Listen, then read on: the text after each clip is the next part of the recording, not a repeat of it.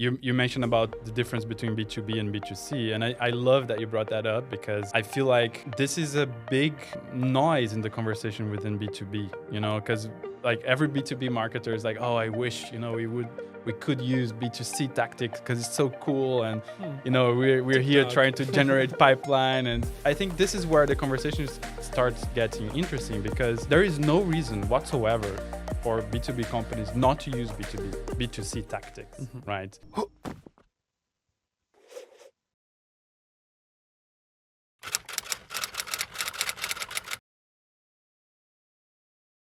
Well, Bernardo, welcome to the KLIMB Podcast. I'm super happy to have you on.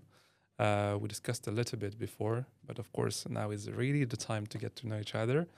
And so yeah, just welcome. First thing. Thank you for having me. It's a pleasure to be here and talk to you. You're welcome. Of course, we're going to be discussing about a ton of different things. I didn't prepare any questions. It's completely freestyle. Okay. I'm glad because I also didn't prepare anything. So perfect. So we can talk about whatever you want, whatever you like. But of course, the one thing we can focus on is what you're doing today as a head of content and creative, if I'm right, at Pigment. I know Pigment because it's a French company, but it's now growing a lot. And so you have folks a bit everywhere, if I'm right. So, of course, at some point you can present a little bit about what is Pigment and exactly what you do. But first, can you tell us a bit about who you are, really? Where do you come from? And how did you end up being in content in general? All right. Okay. So I'm Bernardo, obviously. I hope you know that by this point. And if you don't, nice to meet you as well. But yeah, so I'm Brazilian. I am from Rio de Janeiro, Nice. Born and raised. It's cool to say that. Okay. Yeah, it is. It feels good. Especially being in London, Yeah. I always say that when people ask me if I liked living here or how I ended up in London, I say, depends what time of the year you ask. Okay. I say I love it or I hate it. I think we are starting to get into I love it phase where it's like summer, it's bright, it's not that cold, But don't ask me on winter. No way. It's like we don't have that type of darkness in Rio, as you might imagine. Yeah. But yeah, so I'm from Rio. I came to London. Actually, my coming to London has a lot to do with my start in content. Okay. Because I worked for many years in this Brazilian company called VTEX. It's a B2B e-commerce platform. You know that too. I did many things in there. We can touch on this as well if you like. But one of the key things I did is for many years I was a head of brand when the company was in a transformational stage of hyper growth and scaling globally. So you can imagine it was super challenging. And I think we did a really good job at like establishing the foundations of the brand, both from a narrative perspective, but also from a design and expression and language perspective.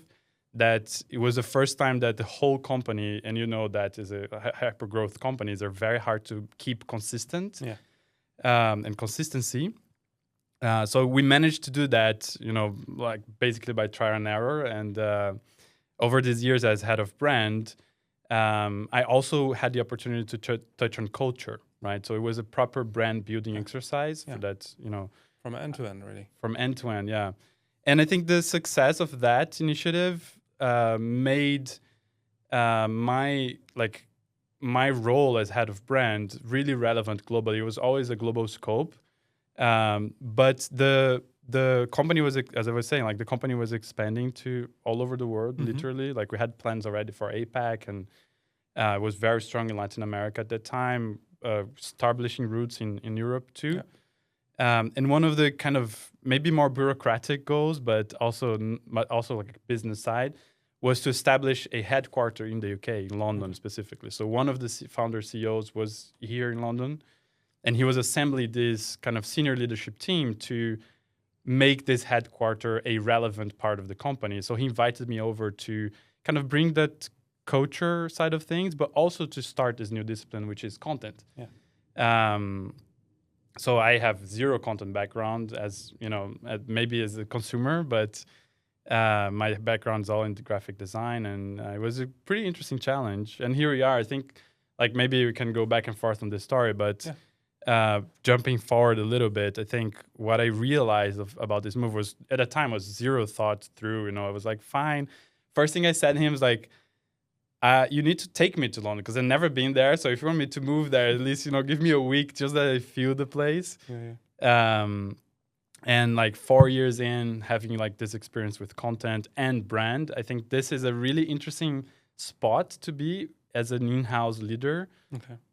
Because these are two parts that are really challenging to work with, and they are coupled together in the end. You don't have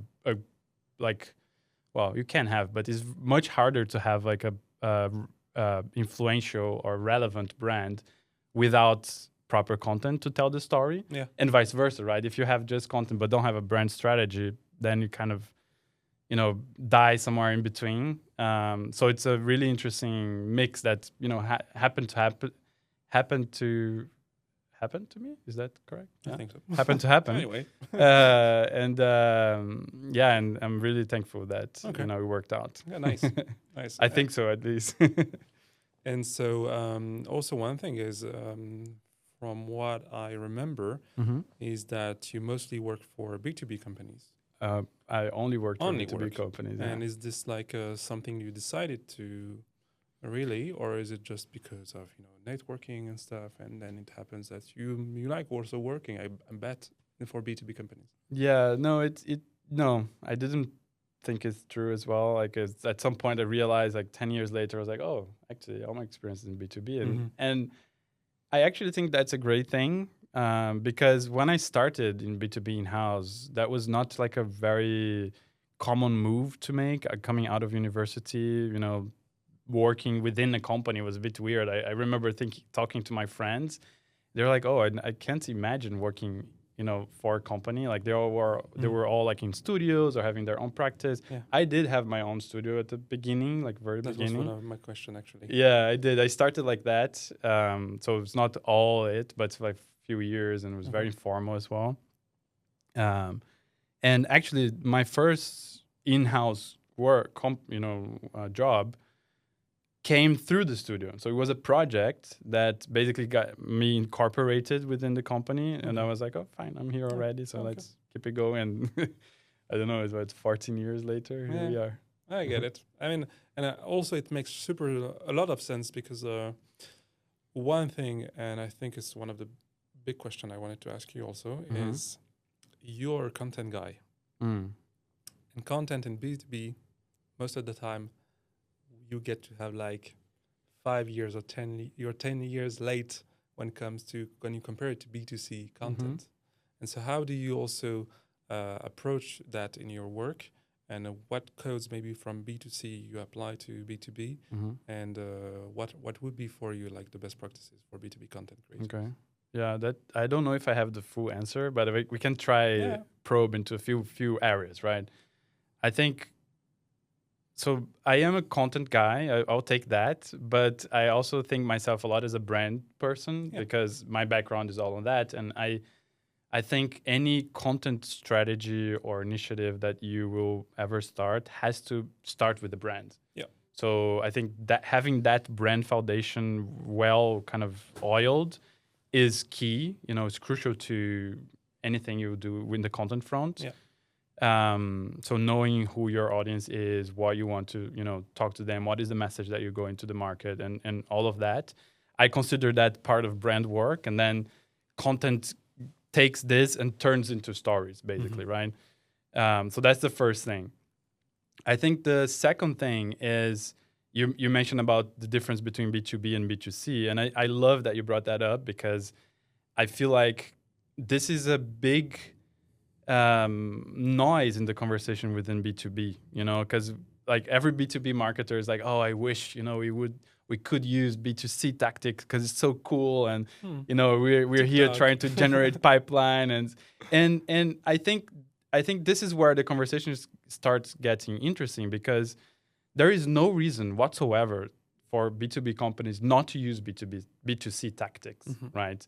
And the fact that makes that true is that we are all selling to people in the end. Yeah. What does make a difference is that the sales cycle of a B2B company is like orders of magnitude longer than a B2C company. So the results come much later, right? Yeah. And you often have to interface with a lot of different stakeholders in the process. So I think what we get wrong in B2B is that we use the B2C funnel to talk about B2B processes, and that's completely unhelpful, you know, because in the end, in the B2C, you are like, okay, yeah, a person will go to your website, they will buy your product or not, and then you can actually measure sort of a journey, right, much easier. But in B2B, that's just impossible unless you have a PLG motion in place, and that maybe you can have some sense. But in general, the companies I worked for were all sales led from a commercial perspective. You have sales cycles of 6 months, 12 months. You know, it's a different game, let's say, from a tactical perspective. But that doesn't mean that you can't create content inspired by B2C, right? I think that's completely agree. And I love that you brought that up. And this is something I keep repeating. And so I'm going to take that snippet and I'm going to share that to my customers, because it's exactly that. Most of the time you in B2B, you forget that you're selling to people, and people are like you and me. And so when we get, let's say, just branding in B2B, when you are on your phone, you tend to use different apps, and just because how they make you feel or how convenient they are, and all of that is just branding. And it's exactly the same for B2B. It's not because you're going to be in a boring space, let's say insurance, and I think you can share also about a bit about that.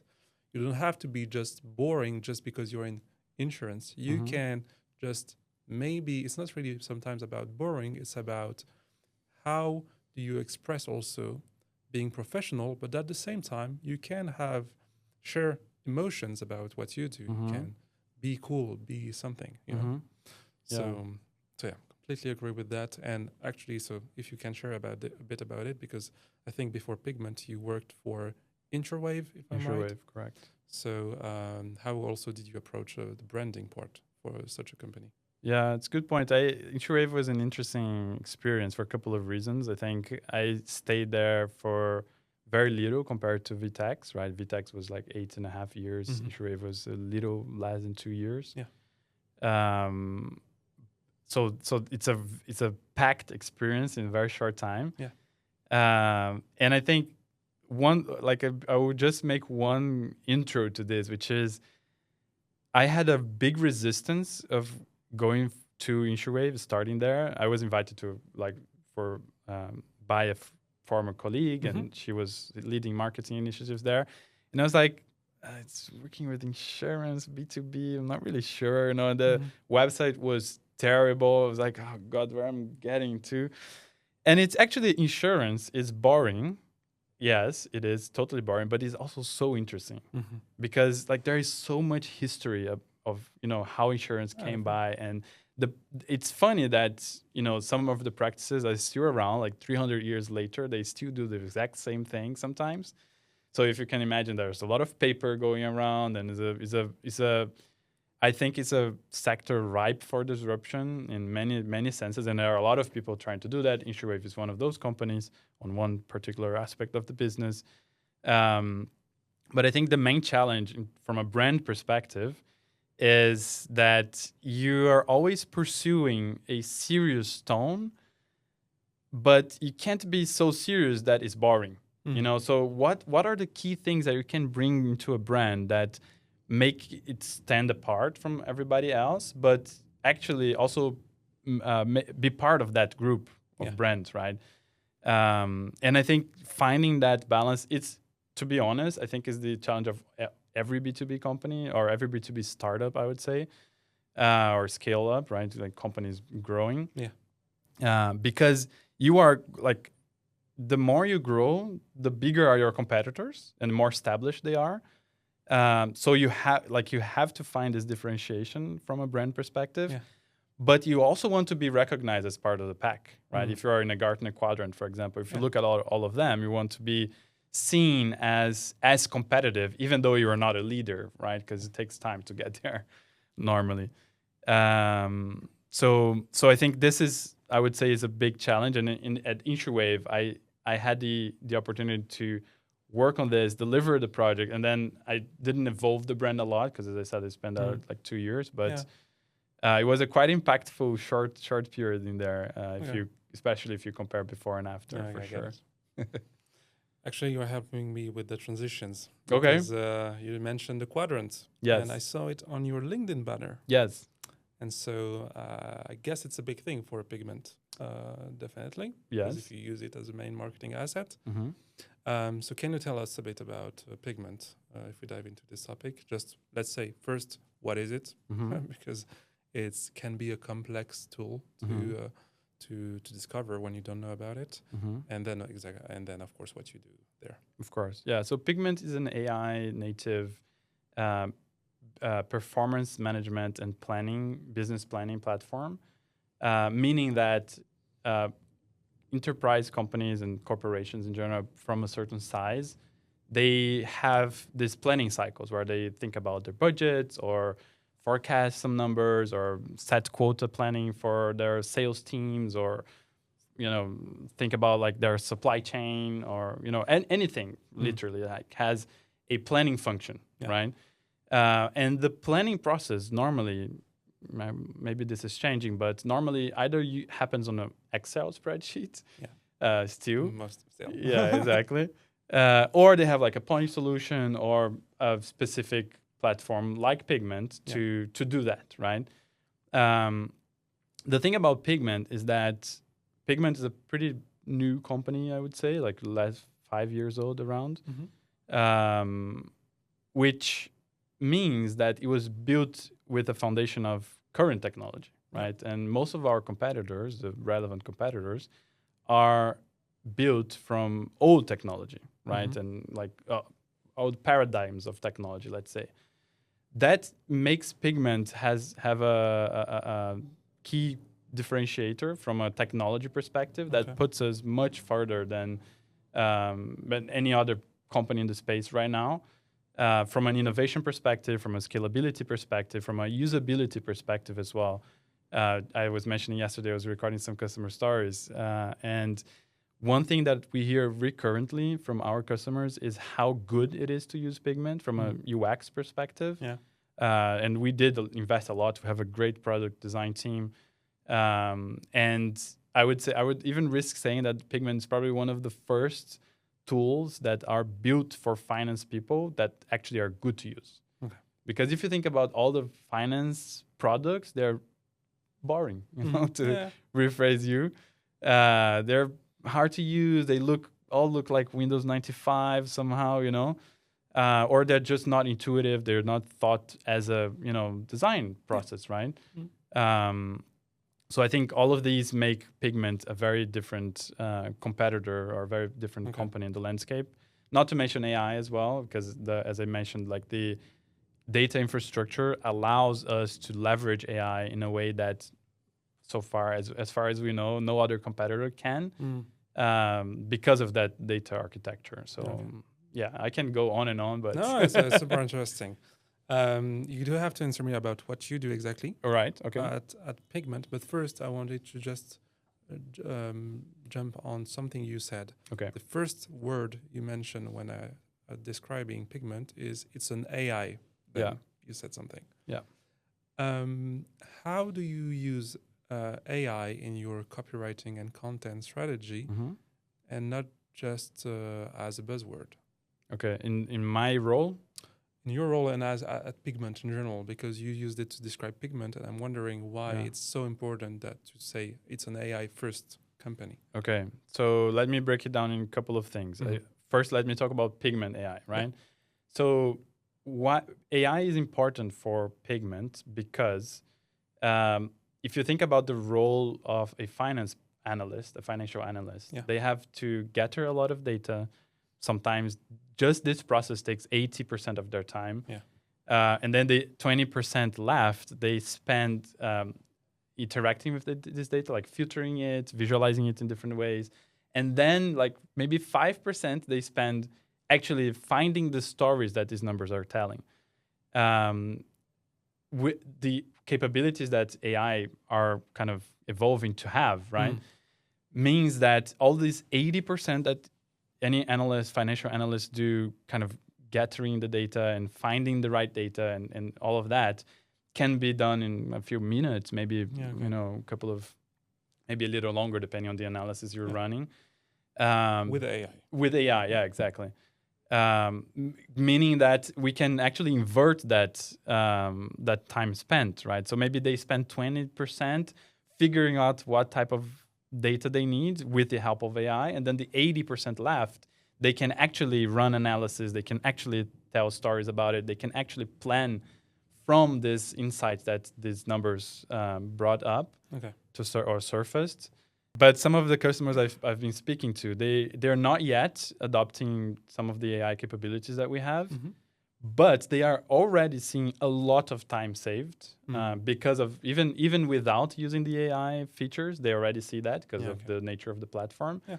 So with the AI, then that it changes completely the paradigm of how they operate as a financial planning team, or others as well, sales planning and RevOps, and so on. So there is an element of the nature of the type of work that happens within our core user groups that can leverage and benefit a lot from AI. So that's why we are bringing AI to the forefront of our speech. It's not just a buzzword. I think there is a little bit of that as well, because we want to be recognized as an AI first company, right? Everybody is looking for that. We did a really interesting research that we do every year. It's called the Office of the CFO. And we basically interview like thousands of CFOs in companies, in mid-size and large companies all over the world. Mainly, I should say, it's mainly US and Europe. And one of the insights of this research, the last one we did and we launched in March maybe, was that 72% of this audience, the CFOs and financial directors, are allocating more budget than ever, basically, for AI tools, and they are really seeing that this can change how they operate as a unit within the business. So there is a lot of appetite for AI in the market right now, in our market at least, and I think across the board, I would risk. So there is a component of product market fit, right? Of supplying this demand for new AI capabilities and what people already visualize they can achieve with AI. And on the other hand, we're actually solving a real user problem, right? Which is how can they be more efficient in their work.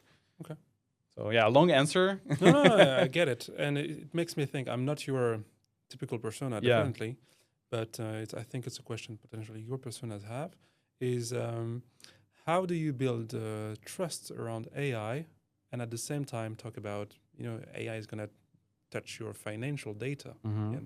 And so how do you build trust from a content perspective and from a brand perspective around that? Yeah, this is a very good question. I don't have the answer for that yet, to be fair. I think this is one of the things that I'm currently investigating. Absolutely. This is a challenge across the board. And if I can reference a company, I think Anthropic does that really well. Their main focus is trust and safety. And I saw research last week that's maybe a month old from Menlo Ventures comparing the market share of the model builders in enterprise segment year over year, so 2023 and 2024. And Anthropic was the only one that grew significantly year over year and is the only company from the ones that were in this research that is actively focusing on trust and safety as a key value proposition of the brand, which is quite interesting. Of course, there are other business matters at play, right? Focus and a few other things, but it's a quite revealing, I would say, data point, on how this is important and how enterprises need that, right? And to be totally fair, I think Pigment is really well positioned to talk about trust and safety because we are heavily, based on security principles and trust within our ecosystem of solutions. It's even too much sometimes, being an employee at Pigment. It was like sometimes like, oh God, you have to go through this compliance, I just wanted to use a note app or something like that. So we do care a lot about it and is a core part of our business as the way we operate. But I to be totally transparent, I think this is what we are currently working on. Like, how can we express this in a way that connects to the audience, and also kind of becomes a value, because I think so. Yeah. And I think you're already doing a good job, because I asked the question because when I'm looking at your website, for instance, it does feel enterprise software. It does feel like I love the quality of the customer stories you're doing. And so you invest in like video production, you invest in all of that. And I think this is a good sign of how you express trust in a B2B SaaS product. Yeah. So I think that's one thing. And I just want to circle back to how I think this started. You were talking about Gartner, right? I think I have a theory about B2B momentum, let's say. I think there are two things that actually make B2B brands grow. I think one is endorsement. Okay. So it's either a Gartner quadrant, G2 exactly, or even customer testimonials, right? So having big logos associated with your brand is probably the best thing you can do. And the second thing is contacts, because as we were saying before, like, it's people, and we are selling to people. And in very, very rare situations, if you're a B2B company, you will have one person that comes through your funnel, and then that's the first time they heard about you, and they are the only people who actually sign the contract, and you don't have to talk to anybody else. You don't have to convince anybody else. I would say that's in enterprise environment, maybe if you're below smaller markets, maybe. But in enterprise, you have to have that. So if you have a relationship, or if you met someone at an event, like these personal connections make a huge difference, because it's a really good way to build trust. Yeah. As you were kind of definitely connecting back to the definitely point, right? So people trust people. That's as simple as that, So I think one of the things I'm kind of currently shifting in our content strategy is, how can I bring the Pigment people more to the forefront of the content? Okay. I want everybody at Pigment to be, not everybody, but everybody who wants, of course, right? I don't force anyone. But everybody who wants to kind of be a creator for Pigment, let's say, they should be able to have access to tools, have access to guidelines, have access to workflows that will make their content resonate with whoever they want to, their audience. And that is the best way to build trust in scale, right? In B2B, I think. I agree. And does this mean, do you have a community motion at Pigment, or your community? Community. You're trying to build a community of users, ambassadors, or I don't know. We do. No, we do have, and it's funny you ask that, because, let me again break into first. Yes, we do have community. We have a community website where users ask questions. They, it's a classic FAQ forum, and people self-serve. We have social media, of course. We have in every event we make, not every event, but we have a couple of events that we make, that after the main event, we have what we call the user group. So we bring core users from that city to have sessions with our product team, to either for us to get feedback from them, or to show something new that we're building, or to, and many other things, right, that happen in these events. So we are very deeply connected with our user base, because in the end, we are building for them, right? And this is one thing that our co-founder, CEO, Eleanor, has been hitting over and over again. It's we are a super customer-centric company, and that's kind of from the ground up, we were built for these people. So that's kind of core philosophy of Pigment. Okay. And I think it's also why Pigment is so differentiated in the market right now. Yeah. What do you really do at Pigment? Of course, because we've talked about the content, but I'm sure you work on the content. Yeah, so I guess funny story. When I was reached out by the talent team at Pigment, the role was head of content. And I was in this kind of a crisis where, on one hand, I know content is highly coveted position. A lot of people out there doing a lot of good work in content. So, of course, I was flattered. But also, being a designer and thinking about design is so core to my identity that I was already kind of wanting to go deeper into it, into the brand side of things and design and all and the practice. So I pitched them. I was like, look, 100% can do the content for you, but your brand needs some help. And it was before they rebranded. So they rebranded right before I joined. So when I was talking to them, it was still the old brand. And I was like, well, I think you need some help. I can help, So the scope changed. So now I'm content and creative, as you know. Yeah. And what happened with that is that to this day, I don't have a job description.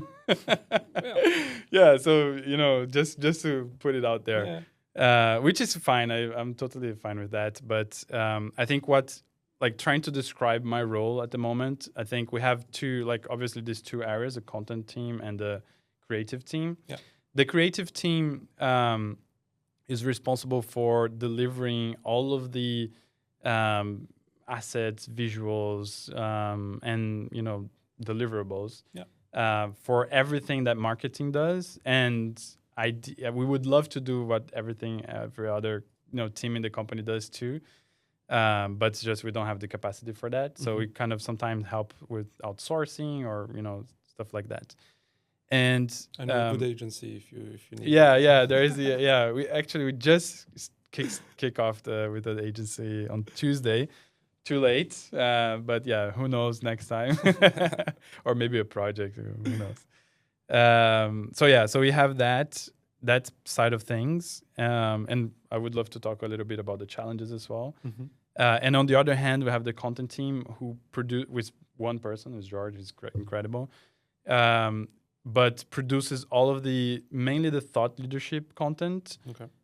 So there's reports that I mentioned, and also the copy for everything, right? Yeah. So website and social media, some of the stuff. So it's a lot. Like in the day-to-day, feels like a lot because it is. Like we have a lot of things to do. But I think my moment right now is like, where can I find more efficiencies in the ways we work on one hand, and on the other hand, how can we be more creative partners to the business as opposed to delivering on assets and tickets and stuff like that. So it's a lot of management, I would say, at the moment to be done, and strategy, of course. Okay. And so how do you use,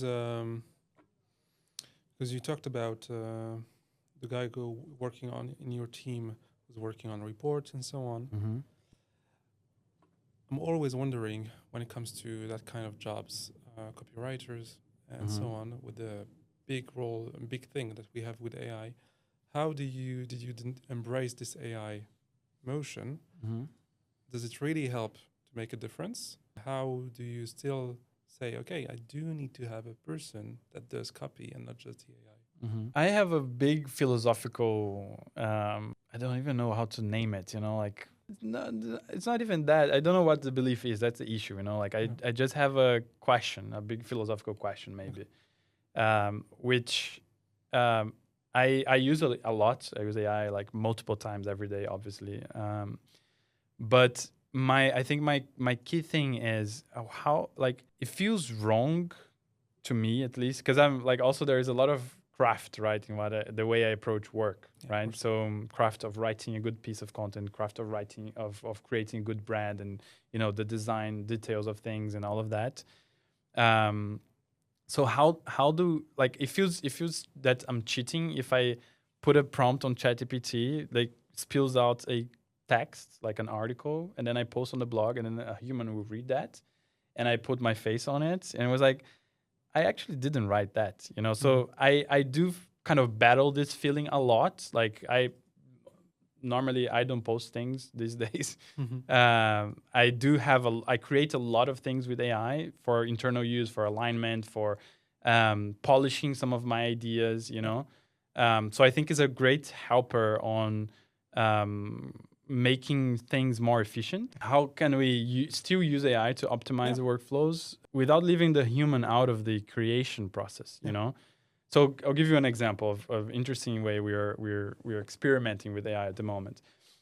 One of the key content pieces, which I have nothing to do with it. This team is running this successfully way before I joined. But we have weekly webinars and product tours, right? And this is a great way to share, how our product is used, how, thought leadership from leading companies all over the world. And one of the key issues is when you produce a lot of content, you probably know that, turning that content in a lot of other things, like repurposing that content is often a challenge. Yeah. And I think this is where AI, for example, can be utterly helpful, is for, like this workflow that we're currently creating is how can we pick one webinar, turn this into an email, a blog post, a summary, and a bunch of social assets, right? And that's like, if you do it manually, like you still can have a lot of craft. You can have, do it in a way that probably it could be better than doing with AI. But when you have limited resources, this is a really good use of AI, because the original content is completely original, is human-led, is human-based. But to summarize it, what better use for AI there is if not summarizing things, right? So we are not, this is not rolled out yet fully, because we are still kind of figuring out these workflows and the quality of it, obviously, like making sure it's consistently good. But I think, finding these optimizations in the content workflow and content process is where AI can be helpful. But then when you're working on a report, when you're working on an article, when you're working on, like a thought leadership piece, you want that to be human, because you are writing, I think, should be writing for another human to read, know? And I was, maybe this goes too far, but I was reflecting on this a lot recently, because we are doing this big push to have more AI adoption within the company too. And I was just like over dinner talking to my wife, and I was like, it's I don't want to create content for machines, because there's a lot of that right now as well. Like, how can we be relevant when people ask ChatGPT about planning tools? In the top 10 results. Exactly. So it's a new kind of thing. And why I said that I didn't make my mind up yet on the philosophical aspect is that I totally get it from a business perspective. 100%. This is what will drive businesses in the next years, right? It's people looking at you, finding you through AI search. And we are already seeing some results on that too, but it feels a bit weird for me to have a bunch of humans creating content for a machine to rank you. It just feels off, I think, personally, right? This is a 100% personal view. So maybe this is also a good use of AI. How can you bring these stories? And the final thought, like on this kind of philosophical quest, is that the only thing that can't be replicated by any machine is storytelling. Is people telling stories to other people. This is irreplaceable. This will always exist, and it has always existed, right? It's a part of our nature as human beings. So I think if we double down on that in content, and then use AI to expand that, to turn that into other things, I agree. Then I think this is what an ideal workflow in 2025 of content creation looks like for me. Yeah, in 6 months it's going to be different. But no, I completely agree with you on that. And I do want to call out a tool that we're using, and I love it. It's called Pletor. I don't know if you've seen it. I don't. Pletor.ai, Pletor. And it's a bit like, think of it like a Zapier, but for visual marketing and like content production. And so you can build like any design AI agent somehow. And you can just create your very own workflow to just actually, what you said, expand your content production, expand and repurpose your content in like one click, let's say. Amazing. And that's super cool. And I think that kind of tools, I think it's the right way of using AI. It's not just ChatGPT prompting you a design because you want something. Okay, but you can't really do something with it. It's not usable like in your day-to-day marketing motions and your assets and whatever you're really publishing. And so I think we need to keep the craft with the humans, as you said, and then use AI, as you said, to scale it. Yeah. I think there is a John Maeda from. No, he's not in MIT anymore. He's on the. Don't know this guy. Yeah, he's at the company that does WordPress. Okay. He gave a talk at the South by Southwest maybe last year or this year, and he had a meme on his design report that he does every year, and it's like it's a obstacle race, and every obstacle is like a click or a button or something like that, and the final frame of this, it's 2 frames. The second frame is AI is a teleports you to the end result, right? Like as UI is like this obstacle race where you have to click a bunch of screens and have your workflow. And when you ask ChatGPT to do something for you, or an agent, even better, right? Yeah. They do it all for you. So you're teleported to the end result of what you wanted in the first place, you know? Yeah. And I think that's like what you just said, like you teleports you to that end result that you had in your mind before, but it would take you maybe 5 minutes, maybe 30 minutes until you get the final result. Yeah. And I think this is a really good use of AI in general. Definitely. Okay. And I do have a few questions that are a bit more like general.